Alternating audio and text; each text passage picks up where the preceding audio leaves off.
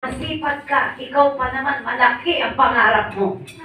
Good morning mga ka-PH! Ang i-share ko ngayon sa inyo ay isang global company with amazing products dahil sa dami ng natulungan nito ng mga tao sa kanilang mga health problems. At dahil ginawa na rin itong negosyo ng mga satisfied customers, kaya nabago ang kanilang buhay.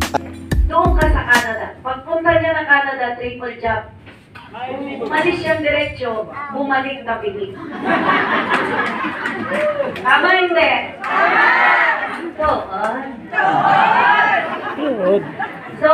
sabi ko hindi para sa akin ang abroad. Kasi parang si Sir Datefield, mamamatay ako maaga, hindi ako abuti ng 50. Yes! So, tuloy ko yung kwento ko. What is there left for me to do? Hindi ako ng-government, employee, umalis ako sa private, mag-abroad sana ako. What's left for me to do? Magkaroon ng sariling business. Palakpakan natin sino mga negosyante. Pasang kamay. Yan. Pasang kamay ng mga negosyante. Taas. Yan.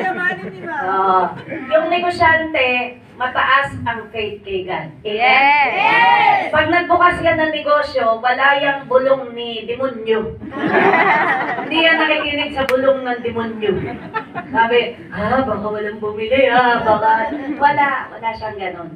All business people knows and feels kung ang Panginoon binigyan sila ng wisdom, hindi sila pababayaan. Yes! Palakpakan natin ang mga negosyante. Sabi sa Bible, di ba? Jump and the net will appear. Yes! So, all business people, I salute them. Kasi ako, 23 years old, may sarili na akong negosyo.